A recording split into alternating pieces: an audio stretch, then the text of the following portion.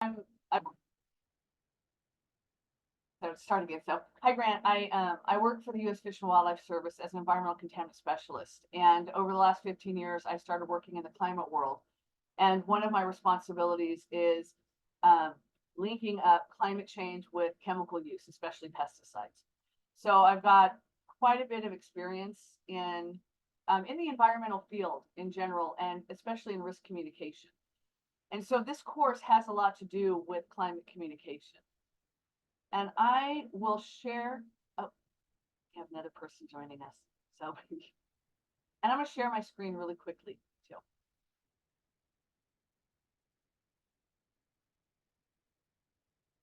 So just to kind of give a visual.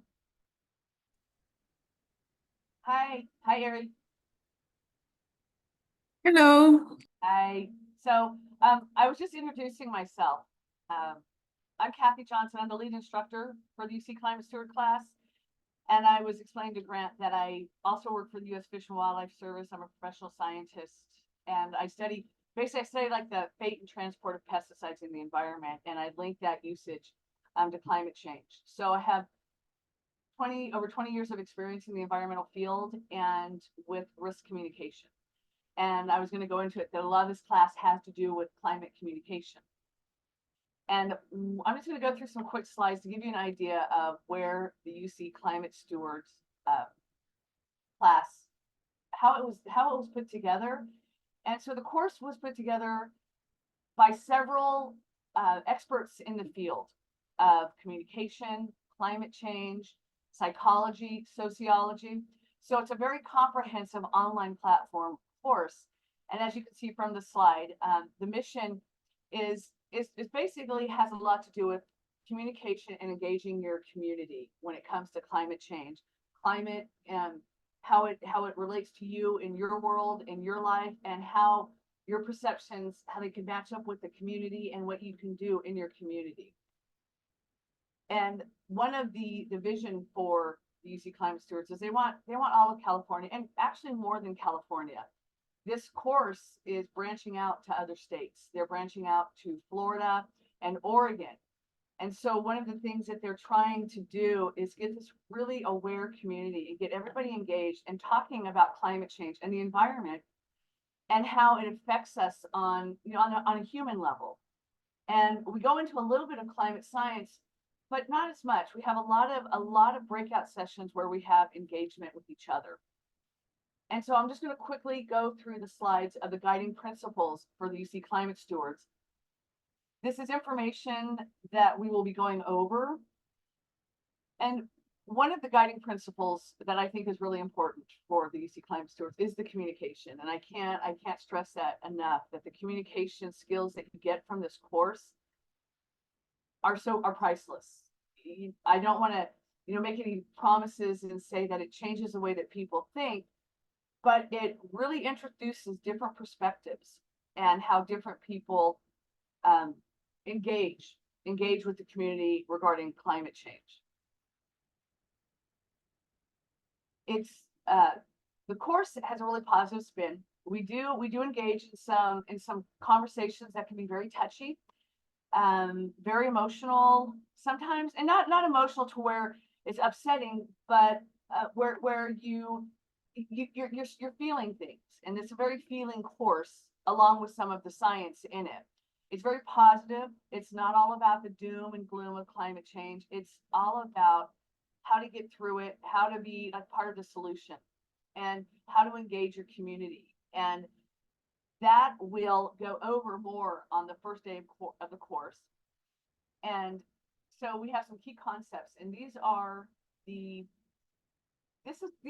topics that we cover.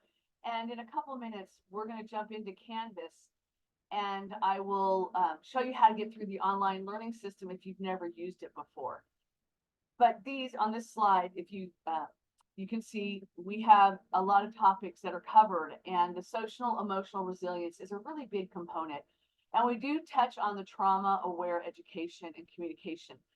And I don't want to say we touch on it. All of these key concepts and themes that you see on this slide are very much intertwined, and they build on each other. And so it's not like we you know, one topic is just an island and it's all by itself and we move on. It's all very engaging. This is a very engaging course. And so when I took it, so just to let you know that I was also a student of this course, and I'm very relatable in that regard. I know what it's like to be a student of it, and the workload and how it builds upon, and the skill set. You know, after 20 years of being an environmental scientist, a risk communicator, I learned so much. I learned that how I communicate can be a little more different, in how I approach conversations, and to maybe how to find a better place to start a conversation or find that common ground, and not be so defensive about things, because environmental topics, climate change in particular, can really trigger people in all sorts of different ways. It strikes up some fear emotions. It strikes up what I don't have, what I have, what I have to do, what I can't do. Things can become very overwhelming. And this course, again, can help you and show you the tools on how to work with those emotions and feelings, and how to work with people who may be expressing those emotions or feelings. Complete disclaimer, this isn't a psychology course where you're going to be, you know, certified to counsel people, but it's going to certify you to be a climate steward, which will give you the tools to integrate what you've learned, what you already know, turn all that knowledge into some really great wisdom, and share that with your community. And of course, when we're meeting in a group setting, we have these community agreements. So know that the class that we do, it's virtual, it's online, is a very safe place. And we have these agreements that we agree upon during the first course, or the first class meeting. And it's very typical kind of a community agreement that you have when you're in a meeting: being respectful, not cutting people off, making sure that you're not singling anybody out, using somebody's name if they shared something with you, staying organized, staying present. The classes are they're 2 hours long. We take breaks and we have a lot of interaction. They go pretty quickly, and it's a really great place to come across people with maybe like minds, like goals. This course has been used by some of the students as a tool to obtain another job, to move into a different job at their current job, into a different job description. And it's also been used to help advancement in a job that they want to stay in, but maybe they want more responsibility. The course does have 4 college units that's transferable. And so before we move into the nitty gritty of the course materials, I'd like to get to know both of you a little bit better. So if you don't mind introducing yourself and telling me what your interest in UC Climate Steward, why this course is something that you want to take, or something you've been seeking out. If you have a specific question, that would be great.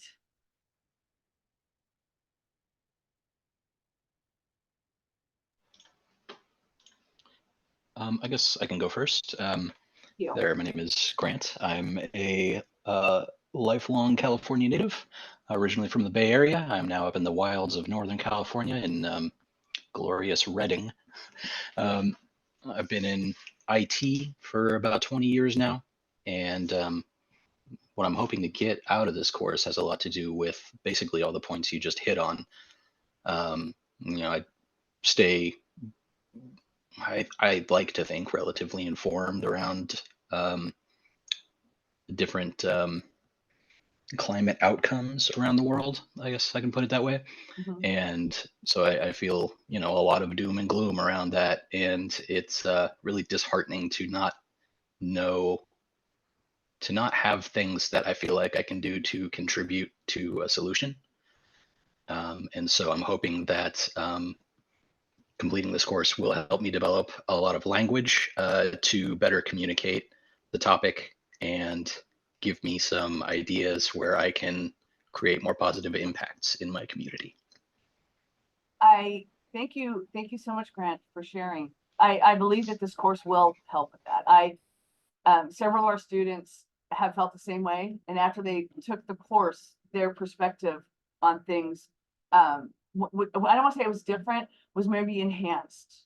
They were able, because we know when we do the stewardship project, which is something we'll get into a little bit later, that helps you ease into the things that you can do. And the ideas that you'll come up with while we're engaging in this course will be pretty amazing.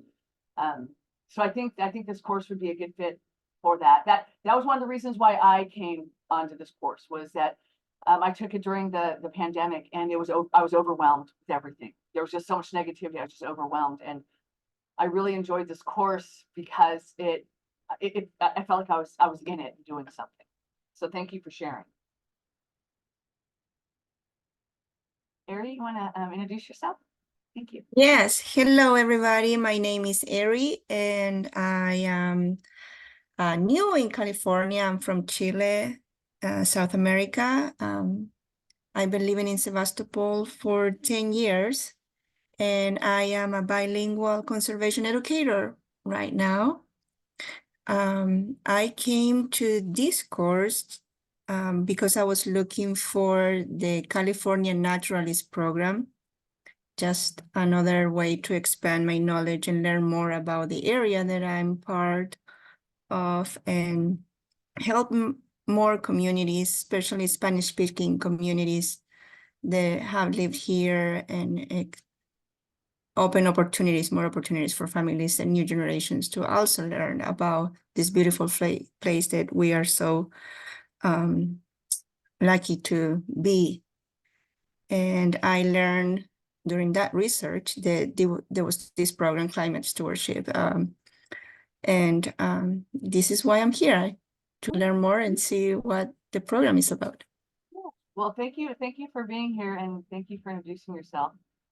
So I have a couple more slides that I would like to get to, and then we're going to jump into the Canvas section, and then we're going to have some questions if you have specific questions. So on the slide that you're seeing right now, that is the required textbook. So this course is completely online. Most of the coursework, except for the book, is online. All your assignments and reading and exercises and conversation threads that you have with your fellow students is all via Canvas. It's a great learning platform. I really enjoyed it. It doesn't take a lot to learn how. It's very user friendly. It doesn't take a lot to learn how to use it. But again, this is the required textbook, and there are assignments from the book. The book is available, I do believe, at our bookstore still, and online with Stewards of the Coast and Redwoods. You can purchase it there. And I also have some suggested readings that I'll be introducing to you, but it's nothing that I would ask you to read now unless you're interested. I'm a huge fan of Katharine Hayhoe. She's probably one of the best climate change communicators out there. Her messaging is spot on, and she's just really, she's a faith-based scientist, and she really teaches a lot about communication, and I'll refer to her a lot during the course, and I'll refer over to YouTube videos of her talks. She's pretty fabulous. And then All We Can Save is another book I recommend, and then Tending the Wild. When you take the course, the syllabus will have a list of required readings, and we'll have conversations. We can make a list of readings that people want to share, websites, and anything that might be helpful with getting through the course. And as I said, the coursework is it's mostly online, or it's all online. All the learning is online. The lectures are via Zoom, so you don't have to be present in Sonoma County. I will be often teaching the course from other locations other than Sonoma County. So we have field trips. Again, I'll get to that, but everything on this course is online and virtual, and the modules are most of the work. And so the syllabus can be found on our website. So if you go to where our website under the events tab, where we have the sign up on the registration page for Stewards of the Coast and Redwoods, you see Climate Steward course, the draft syllabus is on there. And I do have dates for field trips that I will share when we're talking about field trips, so you can plan accordingly. So this is what Canvas looks like, and I am going to show you how to log on. I'm just, if you're familiar with it, just be patient with me. And if you really know Canvas really well, you can let me know in the chat and we can skip this section. But this is what the login page looks like. And once you sign up for UC Climate Stewards, you'll get an invitation to join Canvas. It will give you a password, and then you can, of course, change that password, and then you log into the system. And it's really, it's a simple login. So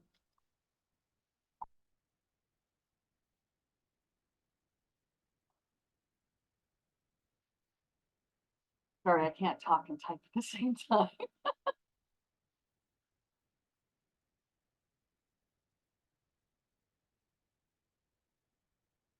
Okay, good. Sometimes it doesn't take it the first time.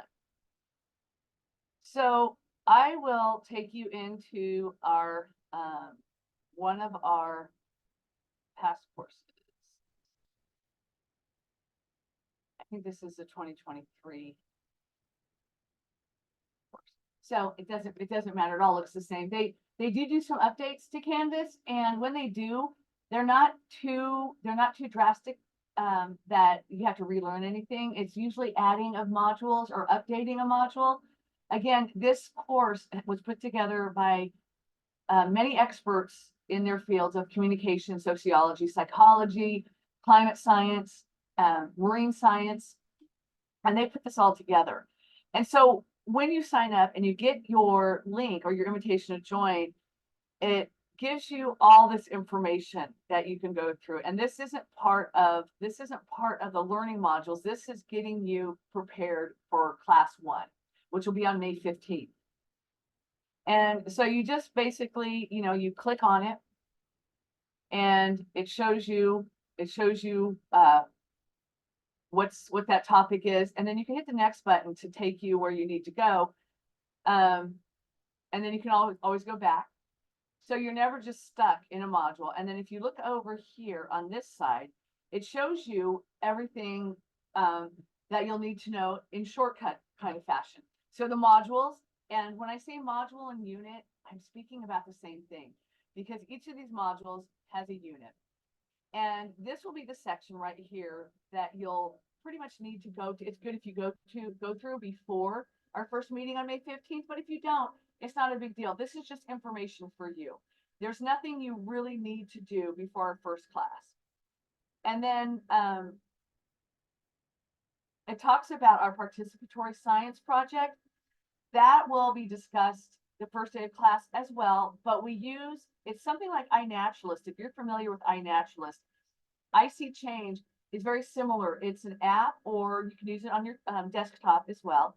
And you take a picture and you post pictures of what you think is different about the environment maybe you grew up in, or maybe that you visited. So it's uploading pictures to allow people to see how maybe climate has changed in that area. When I took the course, I went up to Truckee, California, and it was, I think it was like July or August, and there was still snow on the ground. And so I took a picture of that, and that wasn't so 20 years ago. You would not see snow on the ground. Even though Truckee's really cold, you still wouldn't see snow on the ground. So this is the first assignment page. So it's unit 1.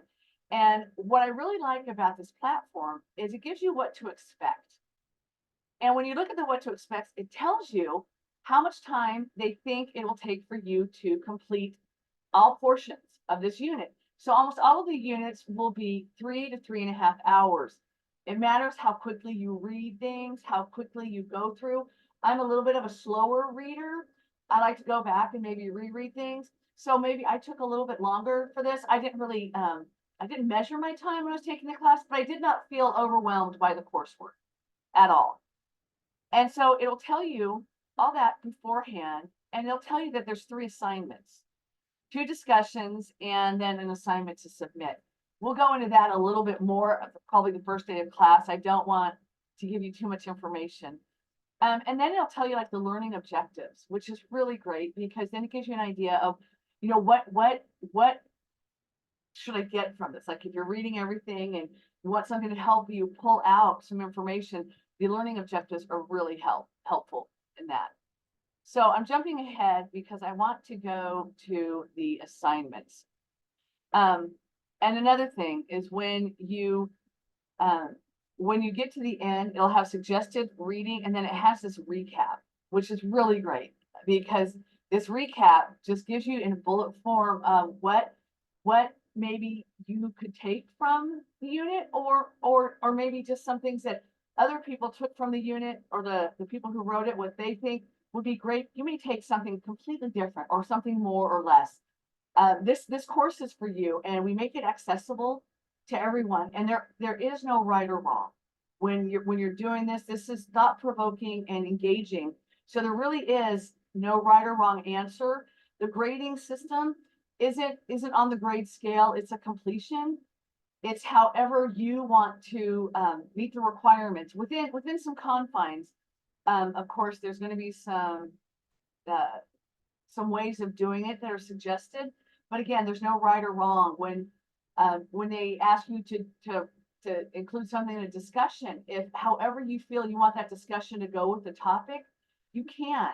And other people, just know other people read, your fellow students will read some of your discussion topics and they'll comment. That's part of the assignments, is when you post a discussion, which some of the homework is discussion, you're required to make like 2 or 3 comments on somebody else's discussion. And these comments could be, hey, I really resonate with what you just said, or I've had a similar experience, or I don't understand that experience. Can you explain a little bit more? So it's the course, even though it's online, it's very engaging. You do a lot of engaging with your fellow students, with me online. We have several breakout rooms for the assignments, and I'm going to show you the assignments really quickly. So these are all of your assignments that you have to do. And I want to say Unit 2 probably has the majority of the assignments, and they're not that big. They're not, it seems like a lot because there's 4 and some of them only have 1, but completely doable. And, we have like, so the personal goals is, you put this in, you answer the questions, and then you put them in the reply section. And what you can do is, when you do these discussion threads, you can type this up in whatever word processing application you use, and you can upload it. You can copy and paste and upload it. Recommendation is always to do it, to not write directly into the platform, because in case something happens, like you walk away and maybe it goes to sleep and you lose some information, it's always best to do this in some type of Word document. And then you submit it, and then other people, as you can see here, somebody put in their information and other people made some comments. There's some other topics that will be interactive with the computer, like the Yale climate opinion maps. These are fun interactive tools that you can use to find out how your community feels about climate change. And it can be very surprising. I was surprised when I did mine. So a lot of these assignments make you think just a little bit deeper and maybe different than you had about climate change. And they all tie into community and how you can take the information you take in, how you can, share it and take it out and share it with people. So there's these two right here. So we have 2 of the online projects. And during some of the breakout sessions that we have, we'll be doing, some of them will be homework based, where you could actually get your information for your homework in the breakout session, or homework, and within Canvas, the homework will be identified when it's due. So it's never a surprise. And if you get behind, not a problem. I'm here to help you move forward. Unlikely that you get behind, because I have found, even with myself, that when people start doing this course, they really get into it, and it gets really hard to walk away when you're doing one of your assignments. And that's a caution that I have for this course, is when you're getting towards the end of a unit, it'll have some dive deeper options, and I recommend that the dive deeper wait until you've done your assignments, because it's really easy to keep diving and keep diving and keep diving. And before you know it, you're somewhere on like a topic that even somewhat remotely maybe resembles what you were looking for from the start because it just builds and builds and builds. And we have, so then we have the participatory science. And again, that is the IC change, and it's a online application. You can do it from your desktop or from your phone. It's easy with the phone because you take a picture, you can upload it from there. But again, you can do it on your computer as well. And then we have an end of course unit review, which is 20 questions. And we go over those pretty comprehensively. So it's not a surprise. Your end test won't be a surprise, and it is open book. It's open. It's real life. You're allowed to look for the answers and present the answers in your own way. And then we have the big finale of the course is the stewardship project. And let me see. Back to the slides and see if I have something. No, that's the IC change. So the stewardship project is, I'm going to stop sharing right now. And so the stewardship project is what everybody's always asking about from the very beginning. And at every class, every weekly class, we take about 10 minutes to talk about the stewardship project. We'll be going into that very, we'll be going into quite some detail the first meeting on May 15th. And so your stewardship project is, it can be so many different things. It's a community project. You could work with a nonprofit in your area. You could work with our organization, Stewards of the Coast and Redwoods. You can do, beach cleanups, attend meetings, city council meetings, and create projects or ideas for your community, for your local town, your local city. We've had students that proposed drinking stations in the city that they lived in the Bay Area. We've had pamphlets made of sea creatures in tide pools and how climate change is affecting them. We have a pamphlet on seabirds and how climate change is affecting the seabirds. So the stewardship project is really supposed to get you involved, and it's all about bringing your ideas and making them and bringing them to reality, making them into maybe something you could build upon, or something that might help you in your current position that you're in with your job, or if you're already working with a nonprofit, something that could benefit the nonprofit and help you engage. And it gives you more opportunities and avenues to engage other people regarding climate change. So that's the big end finale is the stewardship project. And that will be entered into the volunteer portal, which is another invitation that you'll receive from UC-ANR, University of California Agricultural Natural Resources, to log in your time. You get 8 hours volunteer time for your stewardship project. So we want your stewardship project to be very comprehensive. And even if it's not finished, even if it's a concept and you haven't done it yet, the idea of it is just as good. It's something that you're going to move forward with. And the presentation for your stewardship project is it's the last day of class, and you'll be given 5 to 10 minutes to present this. And it can be presented in PowerPoint, just one picture. It could be no pictures at all, no PowerPoint, just you talking to everybody and talking about what you want to do.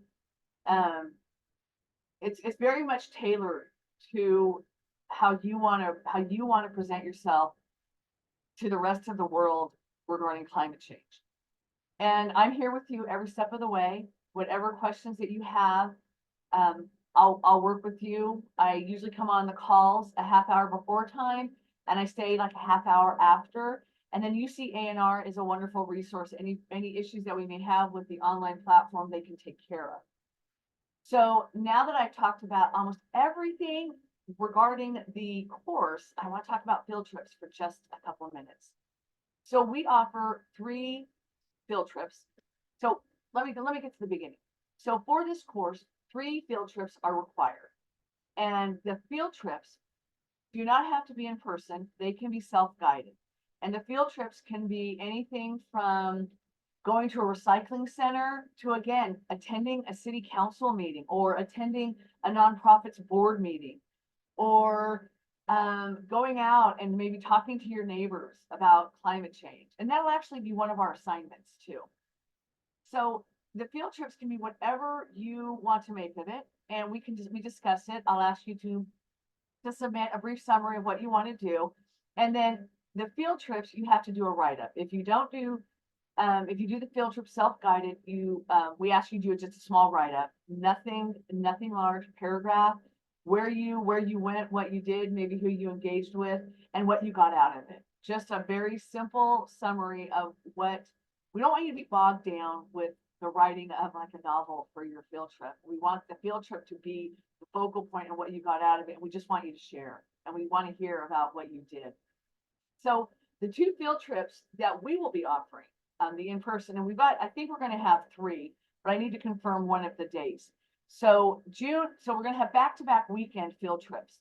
And if you're local, and I know that many people who take this course are not local, but the first one will be June 2nd, and we'll be going to the Dogbane Preserve in Santa Rosa, which is a very important, Dogbane is a very important plant to our local indigenous people, the Pomo tribe in Sonoma County. And so we'll be going there and learning about Dogbane and learning about how they use Dogbane and how important it is to their culture. The second field trip will be June 9th, and we'll be going to some tide pools. We'll be talking about tide pools as these great little microcosms telling us what's going on in the environment. They're greatly affected by climate change in all different fashions.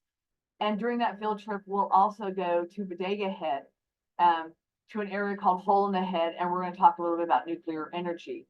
And we will have a pretty big discussion on nuclear energy, carbon-free energy. And then the third field trip will be at Armstrong Redwoods, and we go into Austin Creek and we talk about fire ecology. But again, I'll be going that into some detail when we meet on May 15th, and I will send out emails, reminders of, so before the class, I send out email reminders of what to prepare for, what we need to put on our calendar, and one of the things you expect from this course is to get probably 2 or 3 emails from me a week, just checking in, making sure that you have everything that you need, and reminding you of field trips, due dates, and all other things regarding the course. And more than happy to engage in any conversation that you want to have. Like if you had like a really exciting thing happen, reach out and let me know. I'm very much invested in this course and think it's super important, and just love sharing it with everybody. So I think that is it for my presentation. And I just want to thank you and just tell you that I have deep appreciation for you coming to this introductory webinar just to learn a little bit more about the course. And I hope to see you May 15th. So does anyone have